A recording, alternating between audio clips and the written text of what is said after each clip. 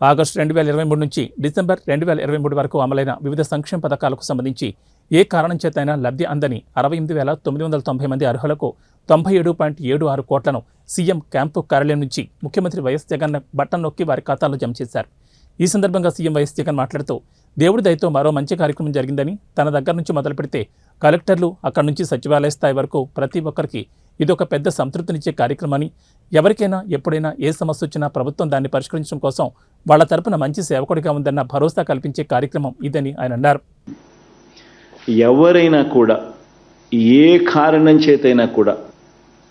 పొరపాటున ఒక పథకానికి ఏదైనా వాళ్ళకు అందకపోతే, ఆ పథకంలో వాళ్ళకు అర్హత ఉండి కూడా మరి అందకపోయిన పరిస్థితులు ఎప్పుడైనా కూడా పరిస్థితులు వచ్చినప్పుడు వాళ్ళకు మళ్ళీ గుర్తుపెట్టుకొని 1 మంత్ లోపల ఆ పథకం అయిపోయిన, ఆ స్కీమ్ అయిపోయిన 1 మంత్ లోపల వాళ్ళకు మళ్ళా టైం ఇచ్చి, మళ్ళీ వాళ్ళ చేత అప్లికేషన్ పెట్టించి, మళ్ళీ ఆ అప్లికేషన్ని వెరిఫై చేయించి వితిన్ 6 months 6 నెలల లోపు మళ్ళీ ఆ లబ్ధిదారుడికి మంచి జరిగిస్తూ, మళ్ళీ ఆ పథకానికి మళ్ళీ తనకు నష్టపోకుండా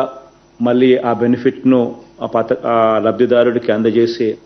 ఒక మంచి కార్యక్రమం జరుగుతూ ఉంది. ఇది మనందరికీ కూడా ఎంతో సాటిస్ఫాక్షన్ని ఒకవైపున ఇస్తూ, మనందరికీ కూడా ప్రజలకు ఈ ప్రభుత్వం తోడుగా నిలబడతా ఉంది అని జవాబు చెప్పే ఒక సంకేతం కూడా దీనివల్ల జరుగుతుంది.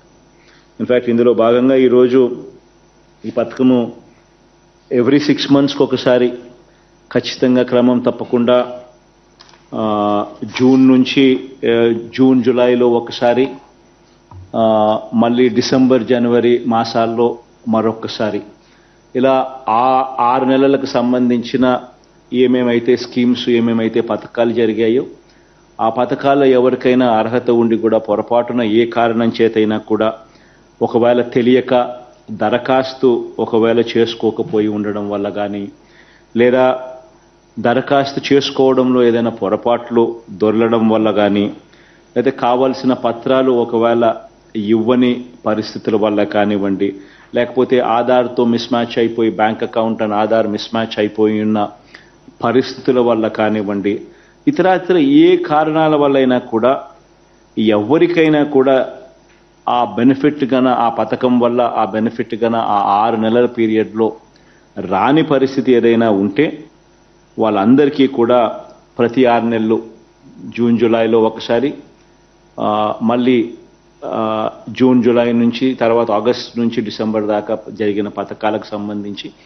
మళ్ళీ డిసెంబర్ జనవరిలో మరొకసారి ఆ నెలకు సంబంధించిన పథకాలకు సంబంధించి ఏ ఒక్కరు కూడా మిస్ కాకుండా